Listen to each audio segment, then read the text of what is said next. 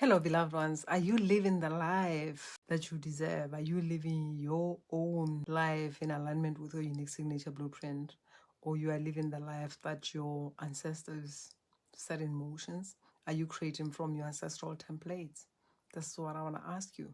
We started the Sacred Sovereign Legacy, and it's quite interesting because when I connect with people, it's like the body is what speaks to me. And the first thing that came through was like I was hit with this wave of grief, lots of emotions that came through. And I just wonder, like, how much does this grief affect you, and how much are you aware of this underlying grief? And you may just perceive it playing externally and being reflected to you, and you feel like somebody is doing something. What if it's just a wound carried down, the wound that you silently inherited, especially that the people that came before us were not really talking that much. And it's quite interesting, and I'm at the same time excited, and I love that grief came through, because going back to the time when I was a child, that's what I was perceiving when I connected with the collective. I would connect with that deep grief. And honestly speaking, when you just go again to that grief, the core of it is that separation, separation consciousness, where part of you feels lost because you are disconnected from source. You are this being that is here in this physical body, and that's not your natural way of being.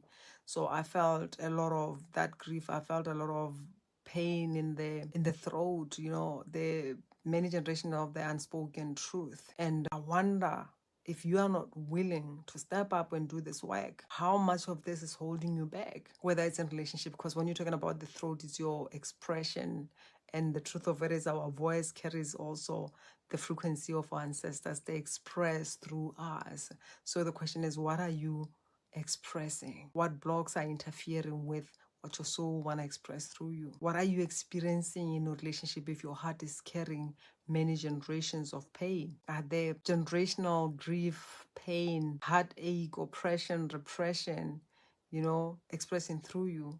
Are you allowing the generational pain to shape your identity and the identity of your children? Because you're also going to pass that on. So I just came here to ask you, for how long are you willing to live like that? Where even being vulnerable, when things like that. Have you ever been in a conversation or in a call or something being spoken about, and you feel like it's talking to you or about you indirectly because you don't want to feel that, and you just choosing to push through, trying to prove yourself, silencing your voice? Basically, what you're doing is you are echoing the wounds of the legacy that was left or that you inherited in every single cell of your body, the invisible burden of the unprocessed pain. And as much as our ancestors love us, they also want us to heal, because when we do that, when we do the work, we are also freeing them, and you are also freeing your children. And it's quite interesting.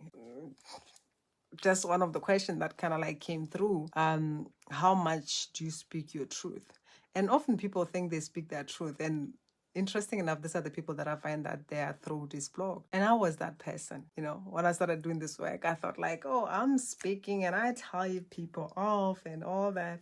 And then I realized that no, when it comes to the truth that turns me on, when it comes to speaking about the spiritual sovereign embodiment, when it comes to speaking about the conditioning and programming of the organized religious institutions that is not in alignment with my truth, when it comes to stepping out of marriages that do not serve us, when it comes to us really looking at what is it that we are agreeing with. Like for instance, as we've been conditioned for a long time to say, being married is like it's a big price or something like that. So I was not in alignment with that, and I went through experiences that also show that to me. I'm not saying marriage is wrong, but on the other hand, it doesn't serve all of us. And the truth of it is, the whole foreverness is kind of like still it's prison, because if you are not evolving, you're gonna grow apart. But the question is, are we willing to sit together on a table and say we are not compatible and part in a conscious, loving way? Or when that happens, because I know I had this conversation before with my ex-husband, and like by then we're still okay, and we said, oh, you know what, if it happens that you kind of like fall out of love or something happens and you want out, please discuss it with me. But then when the time came, it was kind of like, you took something from me, you are messing this up, you need to change, and there was this back and forth thing. And the question is, who is more dominant? Because the one who is dominant, if at all insecurity is dominant in a relationship, guess what? That's what's going to be taking over.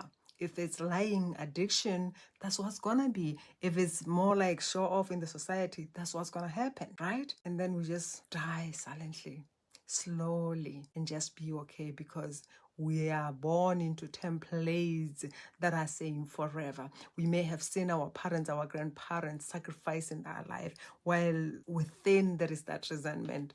It's quite interesting because even as a child, there's just a lot of things that I observed in silence. My parents were married and my father died when I was 14.